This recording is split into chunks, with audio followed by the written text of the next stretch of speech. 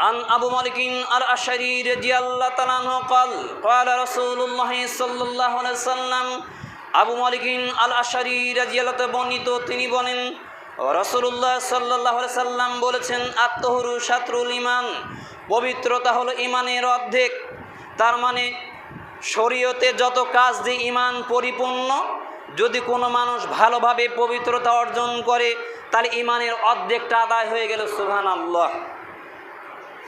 এই জন্য আল্লাহ কুরআনুল কারীম অন্য জায়গায় বলছেন যে আল্লাহ যারা পবিত্রতা অর্জনকারী তাদেরকে আল্লাহ ভালোবাসেন। তাই রাসূল সাল্লাল্লাহু আলাইহি সাল্লাম বলছেন, আত-তাহুরু শাতরুল ঈমান, পবিত্রতা হলো ঈমানের অর্ধেক। আলহামদুলিল্লাহ তামনুল মিজান, আলহামদুলিল্লাহ বললে নেকির পরিমাণ আল্লাহকে ভারী করে দেয়। ওয়া সুবহানাল্লাহ আলহামদুলিল্লাহ তামলানি আও তামলু মা বাইনাস সামাওয়াতি ওয়াল আরদ, সুবহানাল্লাহ এবং আলহামদুলিল্লাহ বললে আসমান জমিনের ফাঁকা জায়গা আল্লাহ নেকিতে পরিপূর্ণ করে দেবে। সুবহানাল্লাহ। কে যদি এই বাক্য বলে, কোন বাক্য? সুবহানাল্লাহ আলহামদুলিল্লাহ, তাহলে আসমান জমিনের ফাঁকা জায়গা যেটা রয়েছে আল্লাহ নেকিতে পরিপূর্ণ করে দেবে। সুবহানাল্লাহ। এখন আপনি বলবেন, মনে মনে বলবেন, তাহলে এত নেকি কোথায় রাখবো? আপনাদের বারবার বলেছি যে একদিন যদি আসরে সালাত কাজা করেছেন, এই পৃথিবীর সম পরিমাণ যদি নেকি, তাহলে সেই দিন থেকে শেষ। হাদিস, আজকে আর ইবাদতে যাচ্ছি না, কেননা আলোচনা অনেক রয়েছে। তাই রাসূল সাল্লাল্লাহু আলাইহি সাল্লাম বলছেন, সুবহানাল্লাহ এবং আলহামদুলিল্লাহ বললে আসমান এবং জমিনের ফাঁকা জায়গা, মধ্যবর্তী ফাঁকা জায়গা নেকিতে পরিপূর্ণ করে দিবে। ওয়াসসালাতু নূর, সালাত হচ্ছে আলো। ওয়াসসাদাকাতু বুরহান, দান হচ্ছে দলিল। দলিল মানে ওই যে আপনি জমি ভোগ দখল করে খাচ্ছেন, কেননা আপনার দলিল রয়েছে তাই আপনি ভোগ দখল করে খাচ্ছেন। পরকালে মানুষ আল্লাহকে বলবে যে আল্লাহ আমাকে জান্নাত দিতে হবে, কেন? এই দেখেন আমি দান করেছি, আমার দলিল রয়েছে। তাই রাসূল সাল্লাল্লাহু আলাইহি সাল্লাম বলছেন, ওয়াসসাদাকাতু বুরহান, দান হচ্ছে দলিল। ওয়াসসাবরু জিয়াউন, আর ধৈর্য হচ্ছে জ্যোতিময় আলো। এই বিষয়টি আমাদের আলোচনার সাথে সম্পৃক্ত। জ্যোতিময় মানে এই চোখ দিয়ে অনেক দূরে জিনিস দেখা যায়। যারা কম দেখে আর যারা বেশি দেখতে পারে, কম দেখা ব্যক্তি, বেশি দেখা লোক ব্যক্তিকে বলে, ও তোমার চোখের জ্যোতি কি ভালো। রাসূল সাল্লাল্লাহু আলাইহি সাল্লাম এই কথা বলছেন, সাবরু জিয়াউন, ধৈর্য হচ্ছে জ্যোতিময় আলো। ওয়াল কুরআনু হুজ্জাতুন লাকা ওয়া আলাইকা, কোরআন হবে তোমার পক্ষে এবং বিপক্ষে দলিল শরীফ। কেউ যদি কোরআনুল কারীম মেনে জীবনযাপন করে, পরকালে কোরআন আল্লাহর সাথে ঝগড়া করবে, বলবে আল্লাহকে জান্নাত দিতে হবে। আর যদি এই কোরআন পড়ে আর কোরআন মোতাবেক জীবনযাপন না করে, কোরআন তার বিপক্ষে দলিল হবে, আল্লাহকে বলবে আল্লাহকে জাহান্নাম দিতেই হবে। এই কোরআন হাদিস পড়েছে, কোরআন আমাকে পড়েছে, কিন্তু কোরআন মানেনি, ওই কোরআনের বিরুদ্ধাচরণ করেছে, ওই এমনি করেছে নেকির আশায়, কিন্তু কোরআন আমাকে মানে চলেনি, একে জাহান্নাম দিতে হবে। বুঝলেন?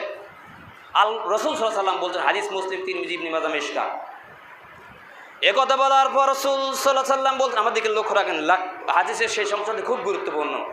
রাসূল সাল্লাল্লাহু আলাইহি সাল্লাম বলছেন, ইয়াকদু ফাবাইন নাফসাহু ফামুতিকুহা আও মুবিকুহা, কুল্লুন নাস ইয়াকদু ফাবাইন নাফসাহু ফামুতিকুহা আও মুবিকুহা, সকল মানুষ প্রত্যেক ভোরে নিজেকে আমলের দ্বারা বিক্রি করে, হয় তার আমল দ্বারা আল্লাহর গজব থেকে মুক্ত করে অথবা নিজের ক্ষতি সাধন করে। প্রত্যেক মুসলমান নন নারীর জন্য, যারা জ্ঞান সম্পন্ন তাদের জন্য ফজরের সালাত ফরজ ছিল, যারা আদায় করেছেন আল্লাহর গজব থেকে তারা নিজেরা মুক্ত করেছেন, আর যারা করেননি তারা নিজের ক্ষতি সাধন করেছেন।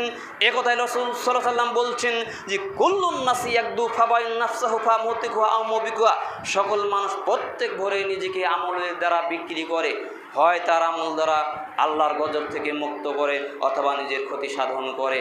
নামধারী মুসলিম, এত বড় মসজিদ, এক কাতার মুসল্লি নেই।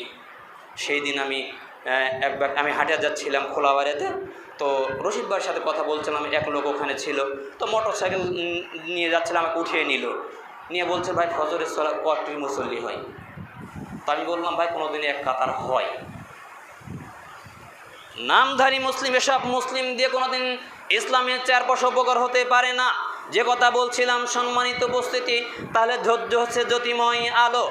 আন আবি উমামা রাদিয়াল্লাহু তাআলা আনহু আনিন নবী সাল্লাল্লাহু আলাইহি সাল্লাম ক্বালা ইয়াকুলুল্লাহু তাআলা আবনা আদম ইন সাবারতা ওয়া তাহসাবতা ইনদা সাদমাতিল উলা লাম আরযা লাকা সাবান দুনাল জান্নাহ। আবি উমা রাদিয়াল্লাহু তাআলা বর্ণিত, তিনি বলেন নবী সাল্লাল্লাহু আলাইহি সাল্লাম বলেছেন, যদি বিপদের প্রথম সময়ে তুমি ধৈর্য ধারণ করো এবং আল্লাহর সওয়াবের আশা পোষণ করো, তবে আমি আল্লাহ তোমার জন্য জান্নাত ছাড়া অন্য কোনো পুরস্কারে সন্তুষ্ট হব না। সুবহানাল্লাহ।